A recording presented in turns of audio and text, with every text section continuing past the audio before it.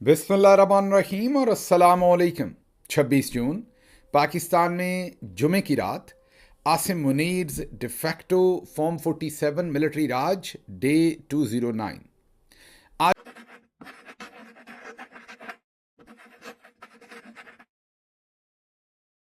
आज की अहम तरीन खबरों में सबसे पहले कश्मीर की सूरत हाल रखते हैं और आपको ये भी बताते हैं कि अब किस तरह से कश्मीर में जो कुछ चौधरी निज़ामुद्दीन ने किया, पाकिस्तान के मिलिट्री जनरल्स ने जो भी वहाँ पर जुल्म किया, वो अब इमरान खान के खाते में डालने की पूरी तैयारी की जा रही है।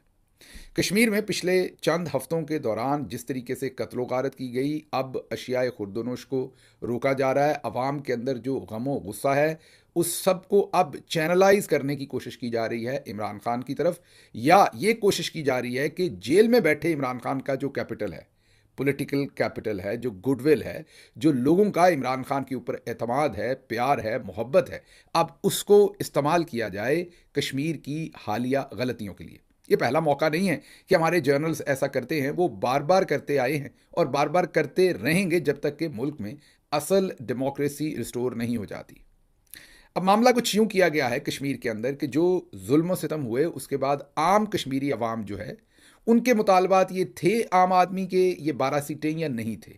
उनके मुतालबात वो सारे थे जो कश्मीर एक्शन कमेटी के थे या नहीं थे। मतलब कि कश्मीर एक्शन कमेटी के जो लोग थे, जो उन्होंने मुतालबात कर रखे थे 12 सीटें ख़त्म करें, उसके बाद आटे की कीमत ये हो, उन्हें MRI मशीनें चाहिए थीं, उन्हें स्कैन मशीनें चाहिए थीं, उन्हें और लातादाद ऐसी चीज़ों की वो रिक्वायरमेंट कर रहे थे जो वैसे तो इंसान की बेसिक ज़रूरतें हैं, और वो समझते थे कि आज़ाद कश्मीर में उन्हें ये चीज़ें नहीं मिल रही।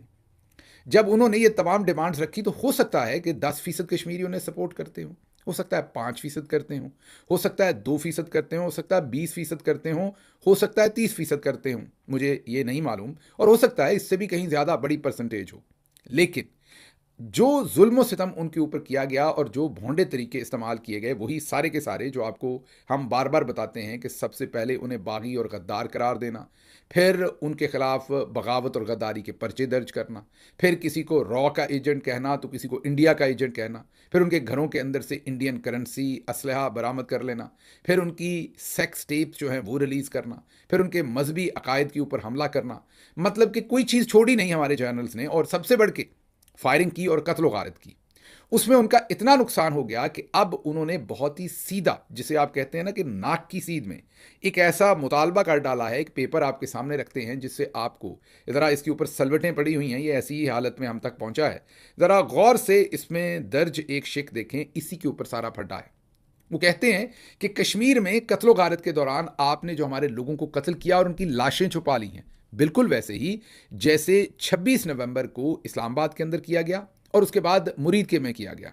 वही कार्रवाई वही कार्रवाई चौधरी निज़ामुद्दीन ने कश्मीर के अंदर भी दोहराई है। और अब कश्मीर एक्शन कमेटी ये इल्ज़ामात लगा रही है कि उनकी बहुत सारी लाशें गायब हैं, उनके लोगों को कत्ल कर दिया गया और लाशें गायब कर दी गई ताकि नंबर कम रहे कत्लो गारत का, क्योंकि लाशें होंगी तो सबूत होगा कि कितने लोगों को कत्लो गारत की गई है उनकी।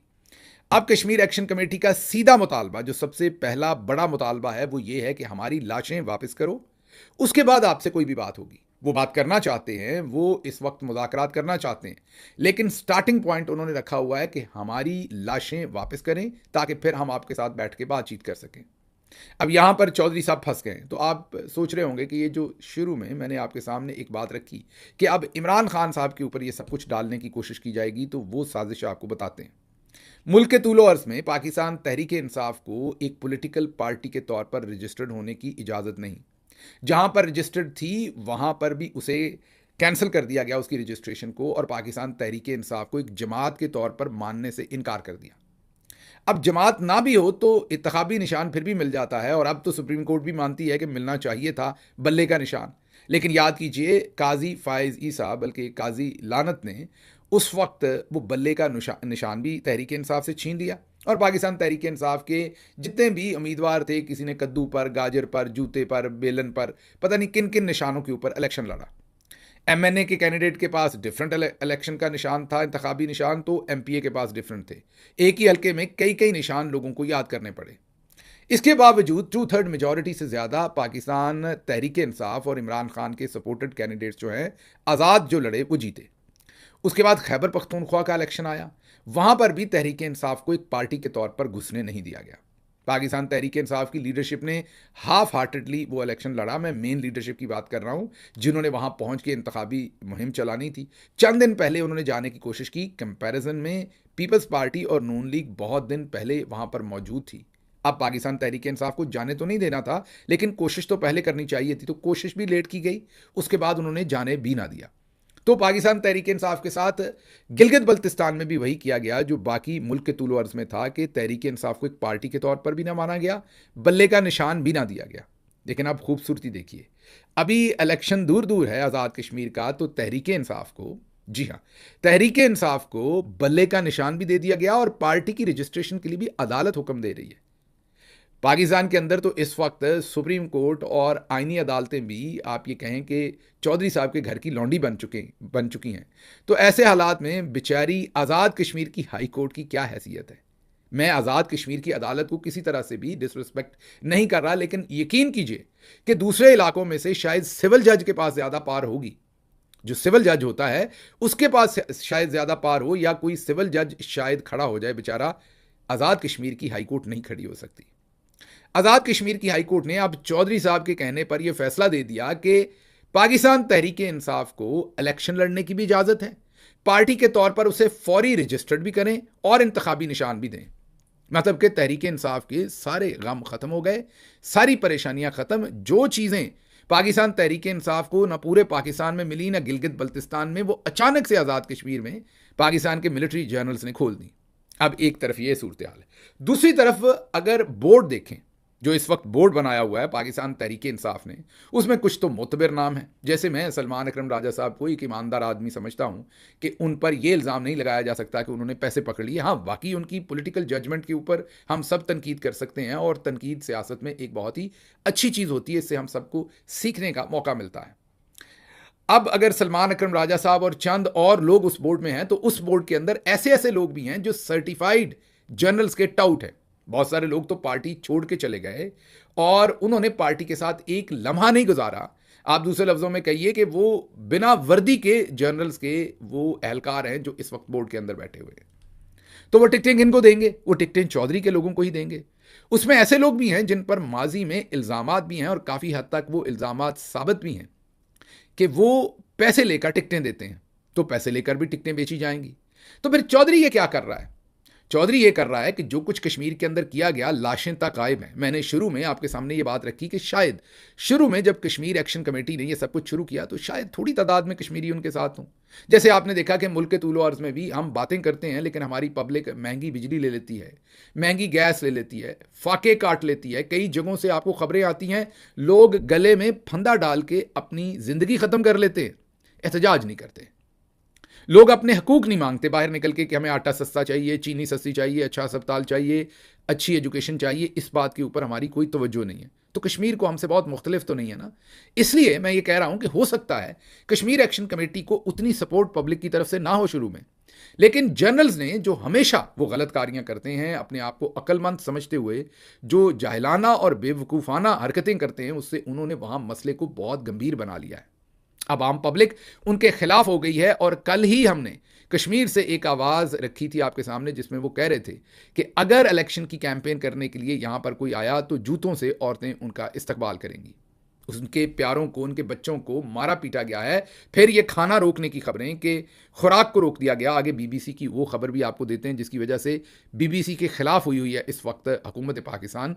तो भारत इस सारी सूरत हाल के अंदर अब जब वहाँ पर इलेक्शन कैंपेन करना मुश्किल थी, और जो भी चौधरी साहब के करवाए जाने वाले इलेक्शंस को बगैर जो वहाँ पर ऑन ग्राउंड इश्यूज हैं उन्हें सॉल्व किए बगैर, जो ज़ख्म लगाए हैं उन पर पट्टी और मरहम लगाए बगैर, जो मुतालबात हैं उनको सुने बगैर, जो लाशें अधूरी पता नहीं किसी सरदखाने में या किसी इज्तमाई कब्र के अंदर दफन है, जो इल्ज़ामात लगाए जा रहे हैं, मेरे पास ज़ाहिर है लाशों के नंबर तो नहीं है, उनको उनके प्यारे उनकी तदफीन करना चाहते हैं और उनकी लाशें मांग रहे हैं।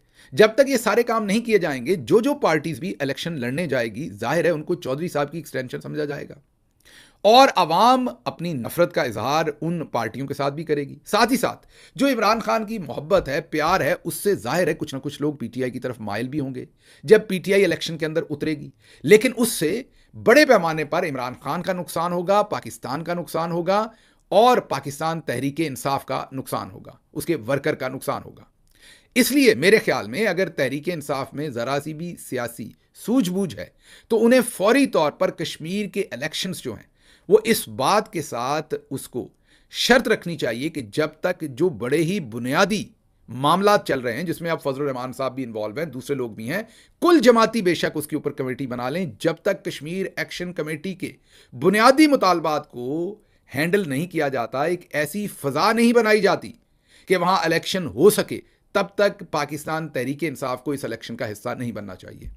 हमारी बात कोई मानेगा नहीं, क्योंकि हम तो दुश्मन समझे जाते हैं, हमें पाकिस्तान के मिलिट्री जर्नल्स भी दुश्मन समझते हैं। अनफॉर्चुनेटली पूरी पीटीआई भी यही समझती है। चले फाबिया, खुशी से समझिए, लेकिन हमारा काम है यहां से आपको काम की बात जो हमारी समझ में आती है वो बताना। अगर आप इमरान खान के साथ मुखलिस हैं और पाकिस्तान के साथ मुखलिस हैं और पाकिस्तान की अवाम और कश्मीर की अवाम के साथ मुखलिस हैं, तो आपको हरगिज इस जर्नैली साजिश के तहत इन इलेक्शंस के अंदर नहीं जाना चाहिए। अपना दिमाग इस्तेमाल कीजिए कि कैसे हो गया और क्यों कर हो गया कि कश्मीर की एक अदालत ने अचानक से तहरीक इंसाफ को बहाल भी कर दिया, बल्ले का निशान भी दे दिया और कहा कि जाकर इलेक्शन लड़ें। दूसरी तरफ तहरीक इंसाफ का जो बोर्ड है जिसने टिकटें देनी, उसमें बहुत सारे जर्नैली टाउट बैठे हुए हैं जो मर्जी से टिकटें देंगे, मीन जर्नल्स की मर्जी से टिकटें देंगे, और तहरीक इंसाफ के ऊपर ये सारा गंद फेंका जाएगा। इमरान खान को का नाम जो है वो इस्तेमाल किया जाएगा इस सारे मामले के अंदर। तो तहरीक इंसाफ को किसी सूरत, जब तक वहां पर बुनियादी इंसानी अलमिया, जो लोगों की लाशें छुपाई गई हैं, जो जिम्मेदार हैं, उनको जब तक सजा नहीं दी जाती, ये तमाम काम जब तक नहीं होते, तहरीक इंसाफ को इस इलेक्शन के अंदर नहीं कूदना चाहिए। और जो भी बढ़ चढ़ कर इस इलेक्शन की बात करेगा वो आप समझ लीजिएगा कि वो जर्नल्स की धुनों के ऊपर वो ये सारा कुछ कर रहे हैं। वजह क्या है? वजह ये है कि आपके सामने वो फॉर्म 47 निकाल देंगे। अच्छा, यहां पर ये भी इंटरेस्टिंग बात हो सकती है कि ना सिर्फ तहरीक इंसाफ को इलेक्शन लड़ने दें, बल्कि जो वहां फसाद बर्पा कर दिया है उसके बाद इसकी चांसेस तो बहुत कम है, जो मैं बात करने लगा हूं शायद 10% हैं, लेकिन 10% चांसेस ये भी हैं, ये आपने याद रखना, सिर्फ 10% चांस हैं इसके।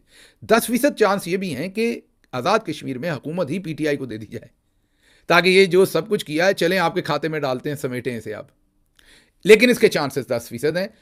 ज्यादा चांसेस इस चीज के हैं कि पाकिस्तान तहरीक इंसाफ के कुछ लोगों को जितवाया जाएगा जो इनके अपने हाथ के होंगे और उन्हें फिर किसी हुकूमत में शामिल करवा दिया जाएगा, या उन्हें लोटा बनवा लिया जाएगा, या फॉर्म 47 पर बाद में नताइज तब्दील कर दिए जाएंगे। तो ऐसा कोई गंद मारा जाएगा। लेकिन बहरहाल जो भी किया जाता है, तहरीक इंसाफ की जिम्मेदारी है कि वो एक लार्जर मुल्की इंटरेस्ट में सोचे, और जब तक कश्मीर का ये बुनियादी इंसानी अलमिया, मतलब जो लाशें लोगों की छुपाई हुई हैं, जो कश्मीर एक्शन कमेटी कहती है, वो मामला जब तक हल नहीं होता, तहरीक इंसाफ को किसी सूरत वहां इलेक्शन में नहीं जाना चाहिए।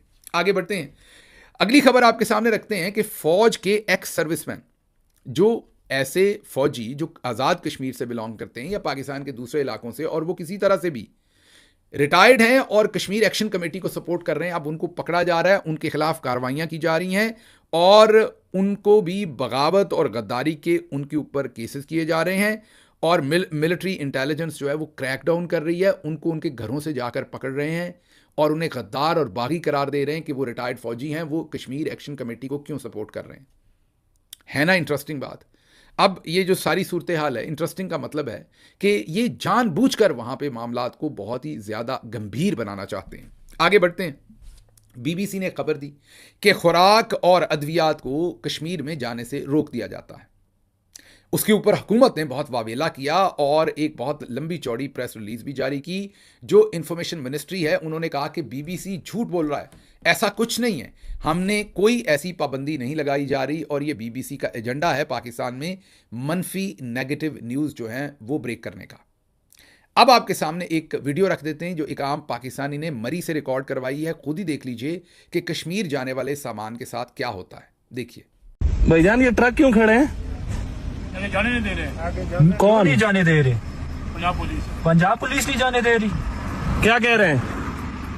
बंद करो खाना पीना उनका। अच्छा, क्या कह रहे हैं? उनका खाना पीना बंद करो, कश्मीरियों का बंद करो। ओहो भाई, ये अभी हम मरी से जा रहे हैं मुजफ्फराबाद की तरफ। जितना भी राशन आजाद जम्मू कश्मीर की तरफ जा रहा था, यहाँ पे पंजाब पुलिस ने ट्रक रोके हैं। ये देखें, देख लिया आपने। मेरा नहीं ख्याल कि मुझे इस पर कोई भी तबसरा करना चाहिए। आपको ये समझ आ गई कि ये जो जो झूठ बोलते हैं वो वापस इनके मुंह पर पड़ता है। आगे बढ़ते हैं, अगली खबर सुहेल वड़ाइच साहब का वो आर्टिकल है जिसमें वो कहते हैं कि ये हुकूमत समझती है कि हम नागुज़ीर हैं या हमारा कोई मुतबादल नहीं।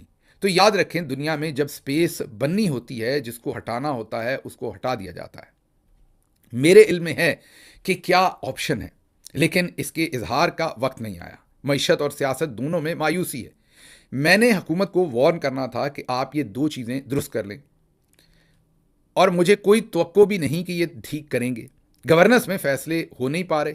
शहबाज शरीफ 5वां बजट दे चुके हैं, लेकिन अभी तक कोई बेहतरी की उम्मीद नज़र नहीं आ रही, और जब उम्मीद ना हो तो डिक्लाइन शुरू हो जाता है। सुहेल वड़ाइच। अब सुहेल वड़ाइच अपने इस आर्टिकल में लिख रहे हैं कि इकॉनमी भी ठीक नहीं है और बयानियाँ भी ठीक नहीं है, सियासत भी ठीक नहीं है। मतलब अवाम की जो नब्ज़ है उस पर नून लीग और पीपल्स पार्टी की कोई पकड़ नहीं है। वो ये कहना चाह रहे हैं कि बहुत जल्द इनको फारिग कर दिया जाएगा और इनकी जगह पर कौमी हुकूमत आ जाएगी। ये सुहेल वड़ाइच का पहला आर्टिकल नहीं है। कभी वो सियासी वल्दियत का लिखते हैं, कभी इकॉनमी और बयानिए की बात करते हैं, कभी इकॉनमी और सियासत की बात करते हैं। वो पै दर पै हमले कर रहे हैं। जैसे महमूद गजनवी ने हमले किए थे, वैसे ही हर आर्टिकल में वो इस बात पर पै दर पै हमले कर रहे हैं कि हुकूमत जाने वाली है और कौमी हुकूमत बनने वाली है। उनको इतना कैसे पता है? आप यही समझिए कि उनके हाथ की छोटी उंगली या बड़ी उंगली, जो भी आपने समझनी है, मोहसिन नकवी वो है। मतलब दोनों के दरमियान में से हवा नहीं गुजरती। बहुत ही करीबी दोस्त हैं। हाँ, वो नूरा कुश्ती कई दफ़ा आपके सामने मीडिया में एक दूसरे के खिलाफ बयान दे के करते हैं, लेकिन वो इतने ही करीब हैं जितने अमूमी तौर पर दो भाई करीब हो सकते हैं, वो उतने ही करीब हैं। इसलिए उनको ये बार बार जो लिखना पड़ रहा है कि कौमी हुकूमत आ रही है, ये आप खुद ही समझ सकते हैं कि उनके पास ये इन्फॉर्मेशन कहाँ से है और उन्हें इतना सख्त यकीन क्यों है कि कौमी हुकूमत ने आ जाना है और इनकी छुट्टी हो जानी है। और वो वजूहात भी बार बार बता रहे हैं कि क्या वजूहात है जिसकी वजह से इनकी छुट्टी होनी है।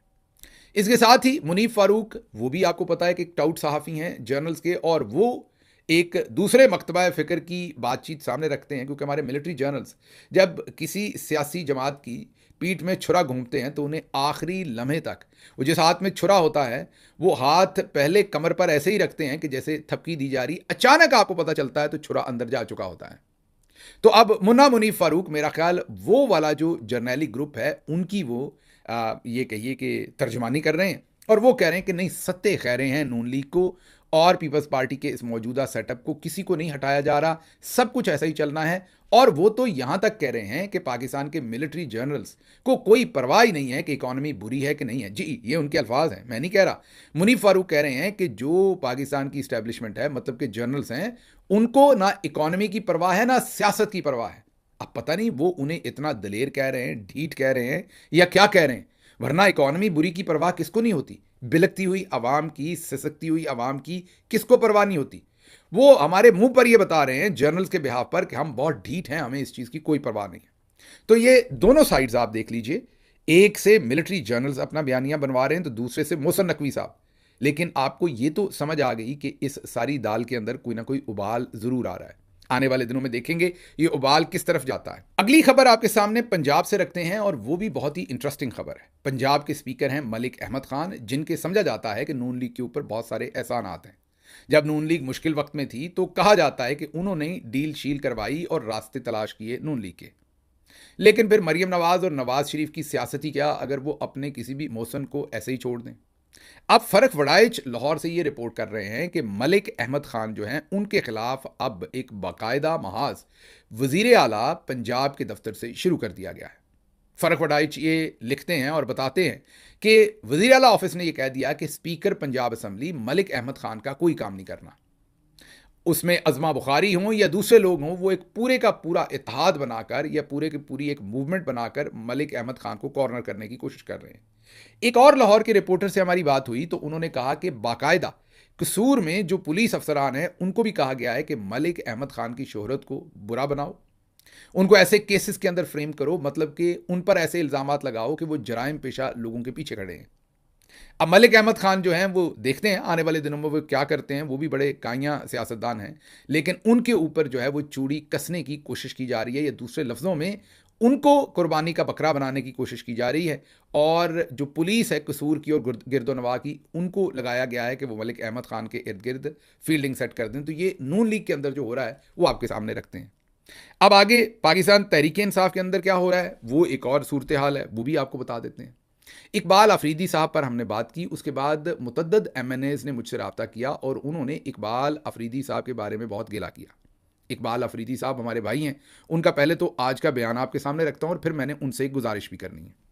उन्होंने आज ये कहा कि मैंने इमरान खान से मुलाकात की, जिसमें उन्होंने मुझे वाज़ेह हदायत दी कि आपने असम्बली की कार्रवाई नहीं चलने देनी, क्योंकि असम्बली में जो भी कानून साजी हो रही है ये गैर कानूनी है, क्योंकि ये लोग अवामी मैंडेट नहीं लेकर आए। इकबाल अफरीदी जी, यहां पर मैं आपकी बात से 100% मैं आपसे अग्री करता हूं कि ये आप बिल्कुल अगर ये कर रहे हैं तो इमरान खान साहब की यही सोच है और वो यही करना चाहते। अगर वो बाहर होते तो असम्बली में इसी तरीके से ये सारे मामलात हंसी खुशी ना चलने देते। उन्होंने ये कहा कि ओहदे और मनसब आने जाने वाली चीज़ें हैं, लेकिन कामयाब वो लोग होते हैं जो अपने मौक़िफ़ पर खड़े रहते हैं। मेरे खिलाफ इसलिए साजिशें हो रही हैं क्योंकि इमरान खान अंदर है, सबसे फ्रंट पर खेलने वाला और इमरान खान की रिहाई के लिए सबसे ज़्यादा खर्च करने वाला इकबाल अफरीदी के खिलाफ साजिशें हो रही हैं। वो ये कह रहे हैं कि मैं कोरम को पॉइंट आउट करता रहूँगा और इस असम्बली के अंदर खलल डालने की कोशिश करता रहूँगा। आपको पता है कि मैं तो इस पॉइंट ऑफ व्यू का हामी हूं कि पाकिस्तान तहरीक इंसाफ को खैबर पख्तूनख्वा के अलावा तमाम असम्बलियों से इस्तीफे दे देने चाहिए। अब इकबाल अफरीदी साहब जो ये सब कुछ कर रहे हैं, मीन के कोरम पॉइंट आउट करते हैं, असम्बली के सारे काम में खलल डालते हैं, मैं तो इसकी भरपूर सपोर्ट करूंगा और मैं बहुत ज़्यादा सताइश करूंगा इकबाल अफरीदी साहब के इस अमल की। लेकिन हैविंग सेड दैट, जो मेरी मुतअद्दिद MNAs के साथ बात हुई, वहाँ से मुझे ये पता चला कि इकबाल अफरीदी साहब गुस्से के बहुत तेज़ हैं और शायद 12 के करीब MNAs के साथ डायरेक्टली या इनडायरेक्टली लड़ाई कर चुके हैं। मैं उनसे सिर्फ गुजारिश ये करूँगा, वो मेरे भाई हैं, एक भाई के तौर पर उनसे गुजारिश करूँगा कि आपने जो भी अपनी एनर्जी है वो अपोजिशन की तरफ लगानी है, अपनी सफ़ों में नहीं लगानी।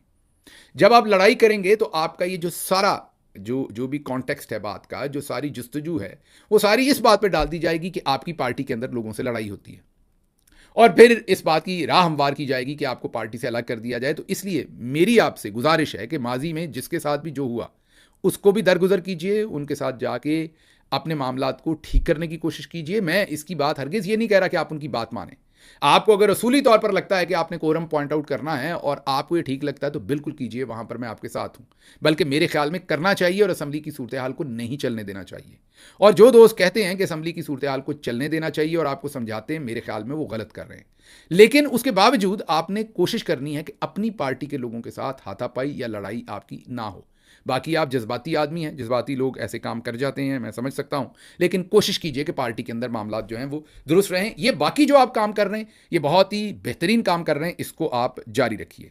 अगली खबर आपके सामने रखते हैं जावेद चौधरी, क्योंकि पाकिस्तान के अंदर माओ ने कम ऐसे दानश्वर पैदा किए हैं जैसे जावेद चौधरी पैदा किए हैं। आपको पाकिस्तानी होने पर अगर फ़ख्र ना हो तो जावेद चौधरी साहब का, मैं ये नहीं कह रहा उनका माजून या कोई नुस्खा खाना है, सिर्फ उनकी बात सुन लिया करें। अब उन्होंने ये कहा है कि मोसाद ने ईरानी लीडरशिप के दांतों के नीचे चिप लगा दी थी, वो इसी तरह इनकी लोकेशन ट्रेस करके मार देते थे। मोसाद ने तमाम ईरानी डेंटिस्ट खरीद लिए थे और उनके ज़रिए ये सब कुछ किया। फिर पाकिस्तान ने ईरानियों को बताया कि चिप दांतों से कैसे निकालनी है। जावेद चौधरी, आपको यकीन नहीं आएगा, सुनिए। इसराइली जो थे ना, उन्होंने जितने डेंटिस्ट थे ना तेहरान के, जो एलीट डेंटिस्ट थे, उन सबको अपने कंट्रोल में किया हुआ था। वो सब उसके एजेंट थे इसराइल के। और ये सब लोग जो, और ईरान के अंदर दांत बड़ी जल्दी खराब होते हैं, ये भी ध्यान में रखें। उसकी वजह ये गोश्त ज्यादा खाते हैं लोग। अच्छा। तो गोश्त और होने की वजह से इनके दांत जल्दी खराब होते हैं और इसलिए इसको डेंटिस्टों की बहुत जरूरत पड़ती है। तो वहां पे जो हाई प्रोफाइल डेंटिस्ट थे, जिनके बड़े क्लिनिक्स थे, तो ये सारी क्यादत जो होती है ना, उनकी बेसिकली मरीज थी या उनके पास आते रहते थे अपने दांत साफ करवाने के लिए। और मोसाद ने ये किया कि उसने ये किया कि इनके जो दांत थे उनके अंदर चिप लगा दिए थे, माइक्रोचिप जो बहुत ही छोटी टेक्नोलॉजी है, वो इन्होंने इनके दांतों की सफाइयां करते हुए अंदर लगा दिए थे और उसके जरिए वाया सैटेलाइट उनको ट्रेस कर लेते थे कि कहां पे सही। तो फिर पाकिस्तान ने उनको ये बताया कि आपने दांतों के अंदर से ये निकालने कैसे। सुन लिया आपने। अब जावेद साहब कोई नई बोंगी नहीं मार रहे, वो जब तक ना मारें, लेकिन इनको कुछ ना कहा करें, उनके इख्तियार में नहीं है, वो ऐसी ही बातें करते हैं और ऐसी बातें कर सकते हैं। इनसे कोई पूछे कि उसामा बिन लादेन तो हमें पता नहीं लगा कि कैसे निकालना है, लियाकत अली खान के कातिल आज तक हमें पता नहीं लगे, बेनज़ीर भुट्टो साहबा के कातिल हमें आज तक पता नहीं लगे, 71 में हमारे साथ इंडिया ने क्या कर दिया हमें पहले पता ही नहीं था, हम तो मासूम थे, हम तो फंस गए। कारगिल में हमारे साथ क्या हुआ, मासूम थे, हम तो फंस गए। बाकी भी बेशतर हमारी हिस्ट्री के अंदर लातादाद चीज़ें हैं, ये आए दिन दहशतगर्द पहुंच जाते हैं कहीं ना कहीं, उसका हमें पता नहीं चलता। लेकिन ईरान वालों के दांतों के अंदर हम घुसे हुए हैं। हम क्या फ्लॉसिंग के लिए इस्तेमाल होने वाला कोई धागा है, हम उनके दांतों के अंदर क्या कर रहे हैं, मतलब हमारा उनके दांतों के अंदर क्या काम है। ईरान के दांतों के अंदर हमने उन्हें बताया कि ईरान को हमने बताया कि दांतों से चिप कैसे निकालनी, ये उनको नहीं पता। वाह वाह वाह वाह जेदा जी, मैंने कहा आपने कमाल कर दिया। आगे बढ़ते हैं। टीटीपी ने गुज़िश्ता रोज़ अगवा किए जाने वाले पुलिस एहलकारों की वीडियो जारी कर दी। ये पुलिस एहलकार जो हैं ये वज़ीरिस्तान से अगवा किए गए थे। हम दूसरों की चिपें निकाल रहे हैं, अपना हमारा हाल देख लें। वज़ीरिस्तान से अगवा किए हुए हैं, खुलेआम दहशतगर्द जो हैं उनकी वीडियोज़ जारी कर रहे हैं। हम उन्हें अभी तक बाज़ेयाब नहीं करवा सके। याद रखिए यहाँ पर 2 दर्जन या 1.5 दर्जन के करीब या 20 के करीब शायद सोमाली जो अगवाकार हैं, जिन्होंने हमारे बहरी जहाज़ पर काम करने वाले अमले के लोग अगवा किए थे, जिसमें 20 के करीब पाकिस्तानी भी हैं। अभी तक उनको नहीं छुड़वाया जा सका। वो बेचारे कई महीनों से यरगमाल है। उसके बाद अगली खबर ले लीजिए। बन्नू में एम्बुलेंस पर नामालूम अफराद की फायरिंग, 4 अफराद जाँ भाग। ये भी बीबीसी की खबर है। लेकिन चिप हम जो है वो ईरान वालों को बता रहे हैं कि आपने दांतों से कैसे निकालनी है। फिर आगे 20 मई को कोयटा से कराची जाते हुए अगवा होने वाले एएसएफ के डिप्टी डायरेक्टर मोहम्मद वसीम की लाश बलूचिस्तान के इलाके कल्लात से बरामद हो गई। बलूचिस्तान जो है वो बिल्कुल ईरान के साथ ही है, तो वहाँ हमें अपना एहलकार नहीं मिलता, अगवा हो जाए उसकी लाश ही हमें कहीं वो फेंक जाते हैं तो मिलती है, लेकिन चिप हम ईरान वालों के दांतों से निकाल रहे हैं। मंशियात के मुकदमे में अडयाला जेल में कैद मुआज मलिक की अहलिया का जेल इंतजामिया पर शौहर से मुबैना जिनसी बदफेली का इल्ज़ाम।